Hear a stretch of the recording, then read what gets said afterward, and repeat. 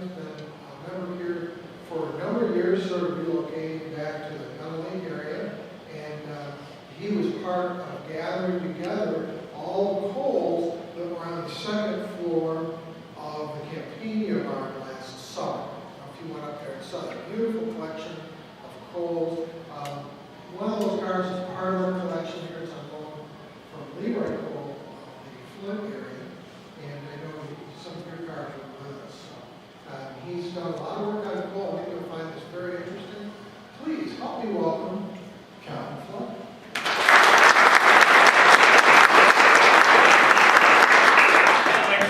Everyone hear me okay? Good. All right, good. All right, well, thank you all for braving the weather. I know it's not the most beautiful day outside, but what can you expect from Michigan in January? All right, so first of all, before I dig into this and tell you about myself and talk more about the early automotive standardization through the lens of the Cole Motor Car Company, which you're all here to hear about, I did want to say a special thanks to Leroy Cole, who is not here. But Leroy Cole is not related to the automotive Cole family, just have the same last name. But Leroy really founded and started the Cole Motor Car Registry back in 1980, started the Cole Motor Car Club of America, ran that for about 30 years until about 2010. And he assembled probably the largest collection or archives from the Cole Motor Car Company that ever existed outside of the original company archives. And so he has since donated all of those materials to the Gilmore Research Library a couple of years ago. I think when they went and picked it up, it was probably 3-4 truckloads full. And just a lot of stuff. And Leroy had given the heart of this presentation I'm going to be giving to you, to the Society of Automotive Engineers at one of their conferences back in about 2009. So that's where some of this content and materials comes from. Leroy was also the president of the Society of Automotive Historians for about 10 years, from 85 to 95 as well. He was also big into Buicks, and he actually owned Billy Durant's piano, which he then ended up donating back to Factory One, and it's now on display there at General Motors and Fleck there. But so that's where a lot of this materials come from as well. So a little bit about myself. I'm an avid pre-1932 car enthusiast. That's where my interest lies. Fred mentioned my son. My son Ben is 19. He is probably even more of an avid enthusiast in this generation. And he does a lot of research and knowledge and loves driving. He also drives a Model T, driving experience here, that sort of thing. I restarted the Cole Motor Car Registry and Club about a year ago. So there's a website, that card that I passed out to everyone has the website address. It actually has all the known Coles on there, as well as other information and other materials. Also have a Facebook group, for those of you on Facebook, about the Cole Motor Car Company. It's very active, of Cole owners and other enthusiasts, and we share lots of information out there. Member of the Society of Automotive Historians, AACA, the CCCA, the HCCA, just about every automotive club there is. I also own a Model A, so a member of Mark as well. But I've authored about 6 magazine articles about the Cole Motor Car Company. The most recent one was in the January CCCA Torque magazine. It's about a 9-page article in there. So, and then, as Fred mentioned, I was the guest curator of the Cole exhibit that was here at the museum last summer in Rand.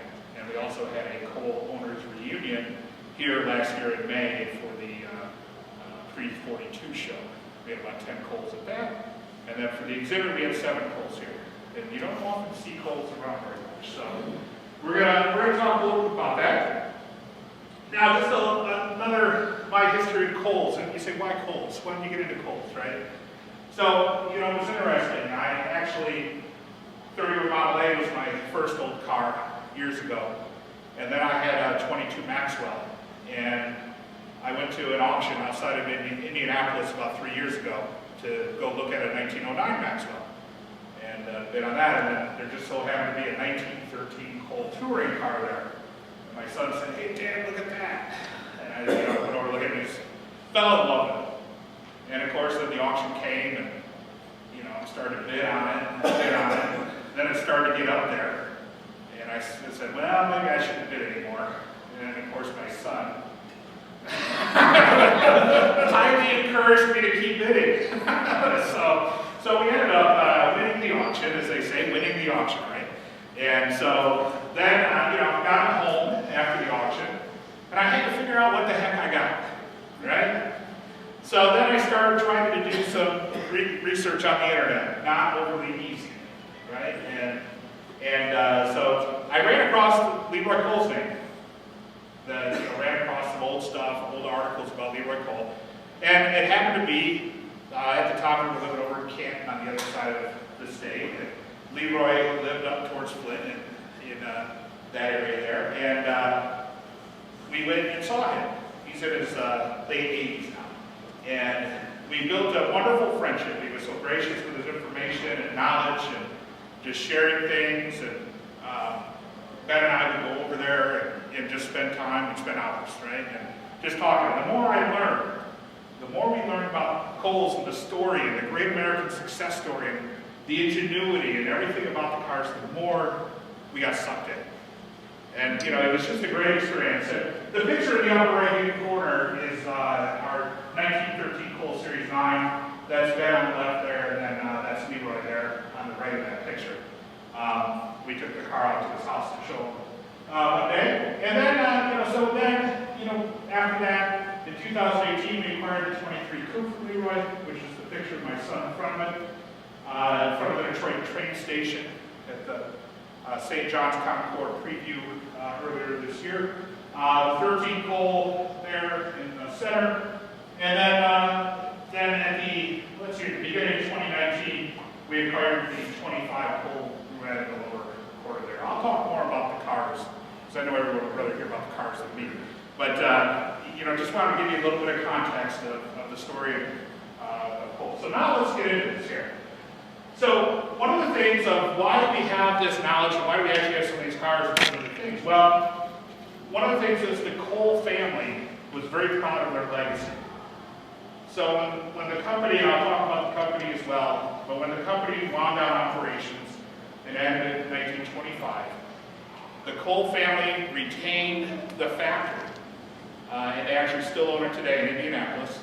But they actually rented out. They've rented out all the years, but the family actually stored about 7 cars in the basement of the factory. And they maintained them over the years and kept them running, took them out to special things, and also maintained a lot of other materials. So this picture is from a 1960 newspaper article. That's Joe Cole, who's the grandson of J.J. Cole. He was really J.J. Cole III, but he went by Joe.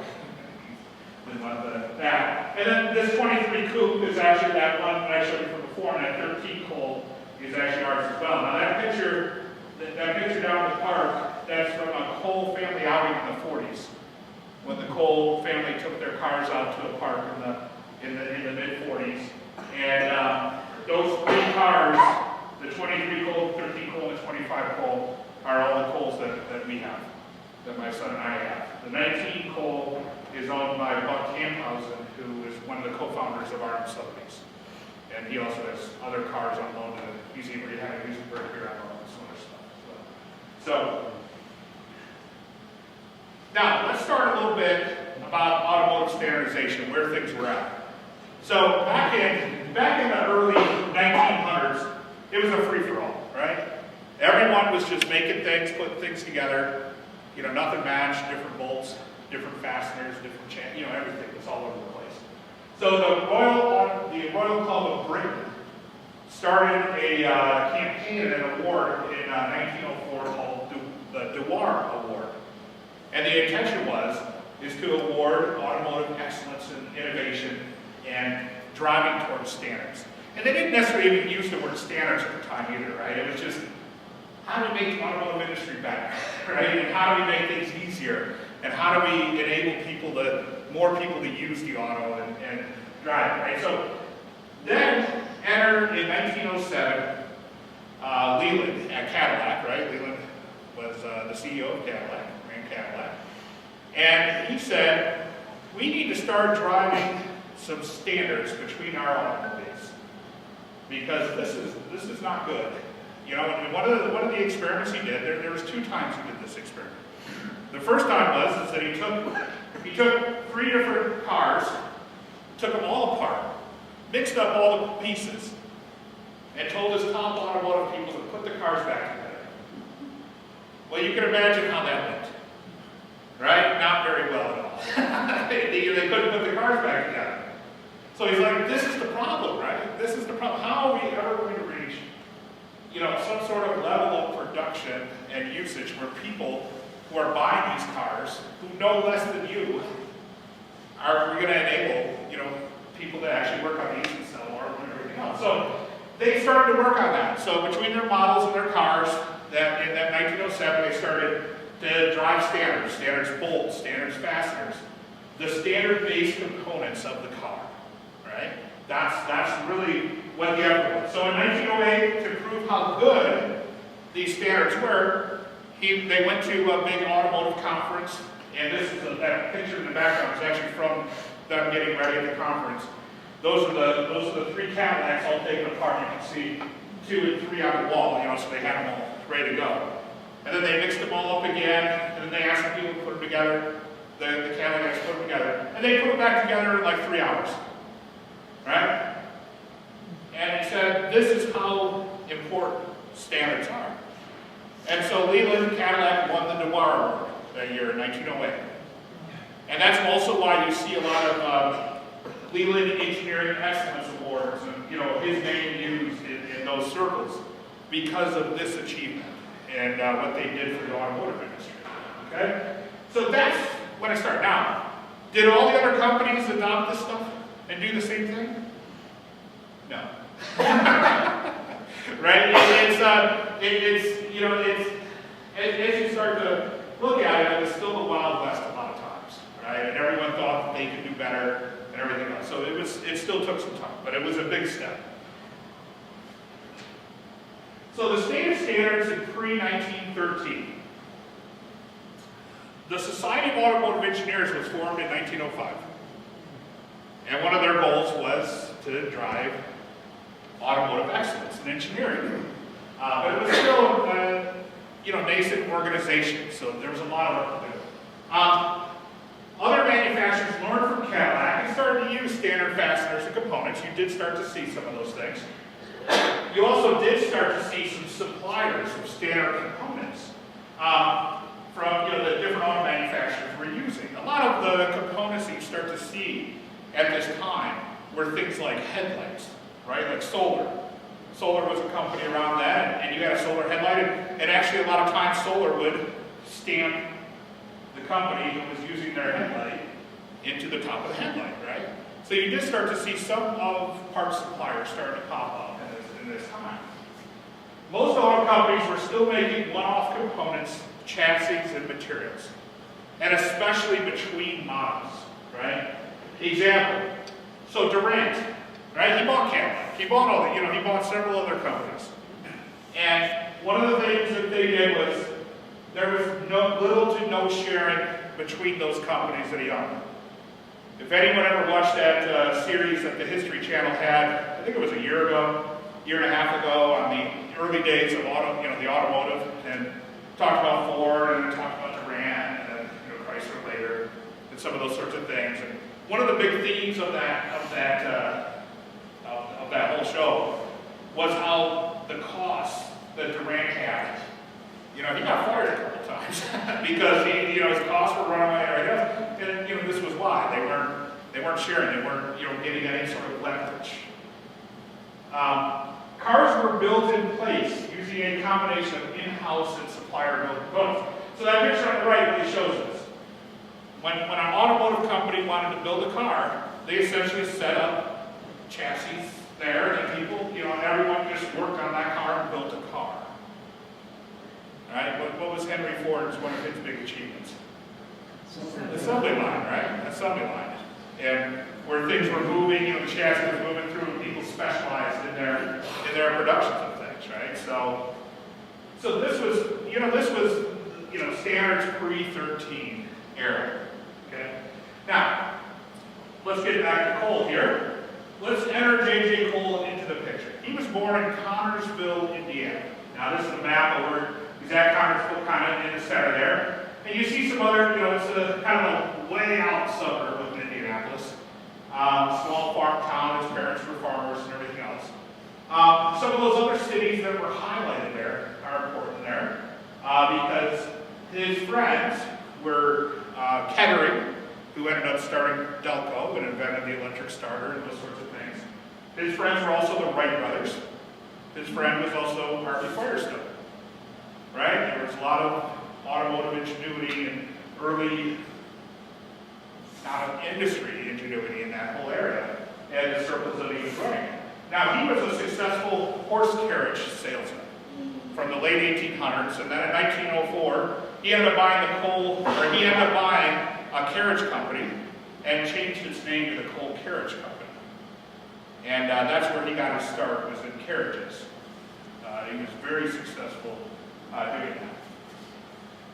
Then in 1908, what he did was, he said, well, we better start looking at this car thing, right? I think carriages are going to end up being obsolete, so we better take a look at this.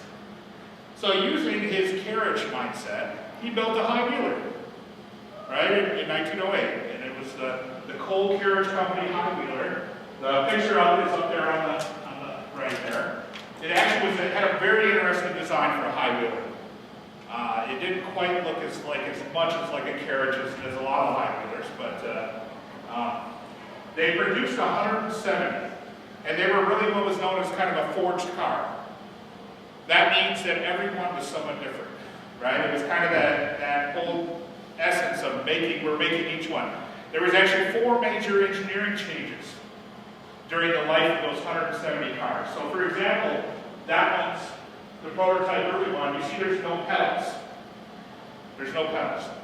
So what you did is you had a lever outside, it was right-hand drives. You had a lever, and that had gears 1 and 2, and then it also had brake, and it had reverse too. So it was really interesting because if you were put it in reverse, and then all of a sudden you wanted to stop, you had to move the lever up and over, get it in the gear, and then bring it back to brake.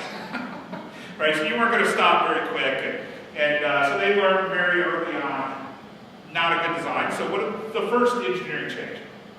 Adding a brake pedal, right? So they added 1 pedal. And then they ended up deciding, well, that still didn't achieve what we want to do, so then by the end of the run there was 2 pedals. 1 for acceleration and 1 for brake, right? So that was the kind of things. They listened to the customers, they got feedback, they adapted, they put things up. Now there was the only known Cole high wheeler was on display here at the Gilmore last summer. And that car was not known to exist in a broader audience. It was known to the person who had it. But outside of that, outside of that purview, it was not known to exist until about a year ago. So, and it is actually a very early one because it has no pedals. It has the whole thing with the brake and all that. So that was a high wheeler.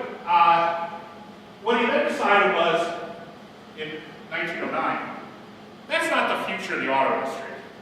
That's not going to work. Right? People aren't interested in that. That doesn't have the power, doesn't have the looks. We're not going to make a company out of that. So what he did decide, though, was that automobiles were the future of the world.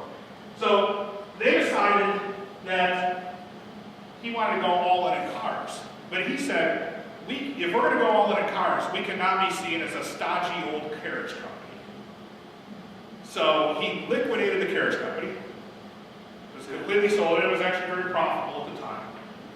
And then founded the Cole Motor Car Company in 1909. And decided to make cars. Now, when they released that, they launched the Cole 30. And you can see a picture of the Cole 30 there in the upper right-hand corner. That's the Palace touring car. Completely different looking than that high wheeler. And during that first year of production, they made about 900. And they started to actually had some very good principles of engineering. His chief engineer was Charles Crawford. Charles Crawford was there actually for the original high wheeler. Well, actually, they made the motor, the Tambo. He came over to the Cole Motor Car Company. And Charles Crawford ended up eventually in the late teens going to Stutz. And then he spent some time at Peerless. And then he went to, in the late 20s, GM. And then he actually was one of the head engineers for GM until about 1952 when he ended up passing away. So Charles Crawford was a very accomplished automotive engineer in the industry. Now there are three principles where all of our autos are going to have the highest quality and material and design you can get. You know, these were going to be high quality cars, high design, high function. We're going to have innovation and we're going to be ahead of the industry. We're not going to follow. And then third is, we're going to be greater than a Cadillac and at least $100 cheaper. Right? So they had a couple big inspirational type goals and then a third practical goal. Right? And that was always the goal. That was what J.J. Cole and the company laid out.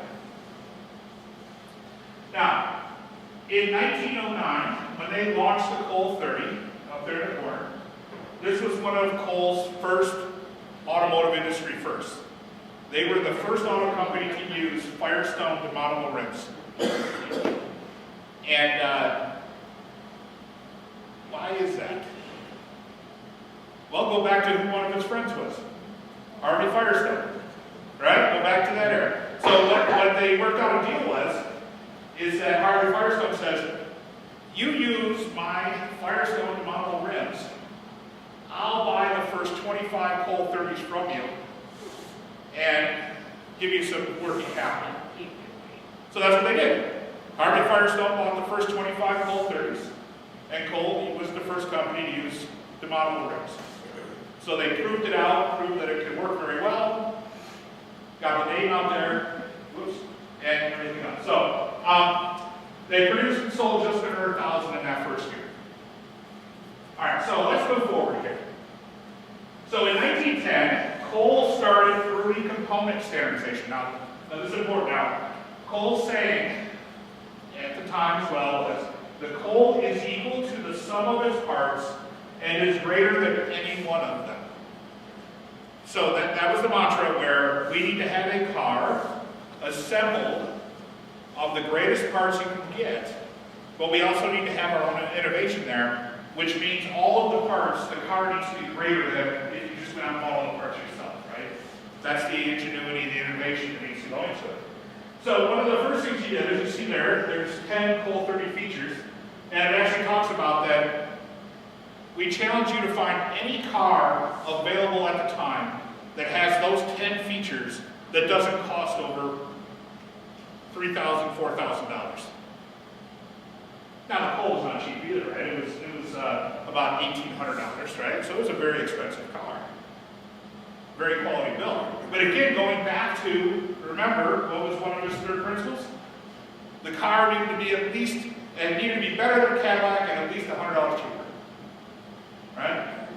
So again, living up to that promise of what they were. Now, the standardization, when we look at the standardization of the components, they had one chassis with 6 body options.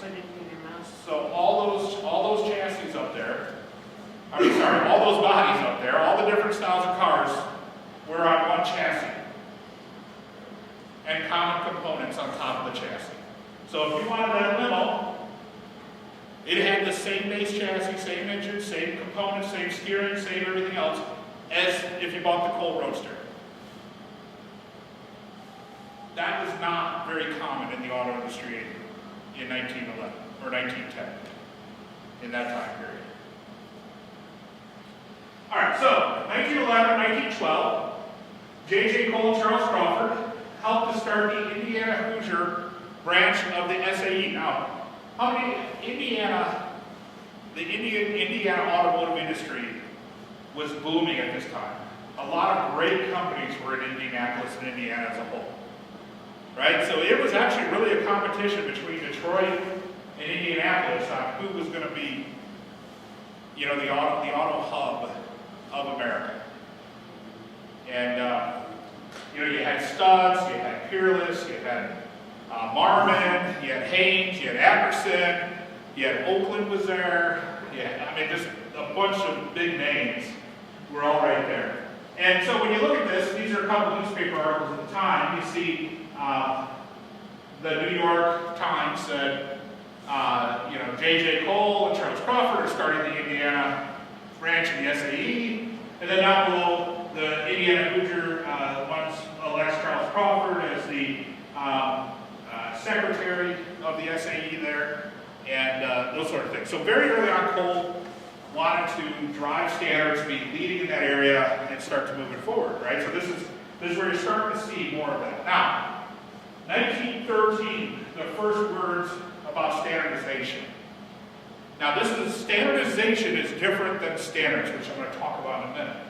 And it's a distinction that we'll get into. Now, before I go on here,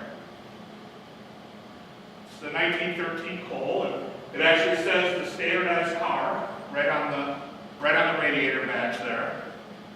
Can anyone tell? A lot of cars were still brass at that time. Can anyone tell me? Don't shout it out. Raise your hand. Can anyone tell me what that finish is on the radiator there? Yeah. Nope. Not nickel. Good guess, though. No. German silver. It is German silver. Very good. Very good here. Yeah. All right. I didn't tell you we were going to get a prize, did I? Here's a Cole pennant for you. I know. Kind of a ringer, but you know, I didn't say no ringers. So. But yeah, that is German silver. German silver is an alloy developed in Germany. Imagine that. That mimics silver. It's made up of 3 different metals, and it literally mimics silver. When you actually look at the car, it looks like silver. It tarnishes like silver. When you use silver polish on it, right, it will turn black. And different cars like Cole, Rolls-Royce, Pierce Arrow, some of those sort of cars use German silver as the finish on that. Which was quite a statement at the time. As, you know, a lot of cars were still brass. And then most cars did go to nickel, right, the nickel age, right after brass. But it was quite a statement to have solid German silver at the time. All at a price point that is $100 less than Cadillac, at least, right? So, first words about standardization. J.J. Cole penned an article titled Standardization. 3-page article. It was kind of a manifesto about standardization and what it means. What is standardization? And this was a new thing at the time. It was not just about the parts and how they go together. Standardization is about the full assembly and how all the components impact each other to form something greater as a sum. Right? So standards are size molds, you know, grading of them, and you know, all the different things. But standardization was, how do I take a transmission and an engine and the steering and the axles and everything else, put them all together, have them all fit together in a standard way, but also still allowing individual innovation on those parts. So how, as a company myself, can I do innovation on the engine that somebody else may use the same base engine, but then they still come together in a standard way, right? So that was what standardization was. And J.J. Cole has also said, standardization is about utilizing the components that are or will be the standards in the industry. He's really big on this. Right? He said that, remember going back to the principles when they founded the company, it was about using the best available components that there were. So to him, standardization meant we're going to have our car utilize the components that are or will be the standards in the industry. And standardization obviously still needs to allow for innovation and optimization, right? So that's the 3-page article. I'm not going to read all of it to you. You're relieved. So then Cole, in 1913, simultaneous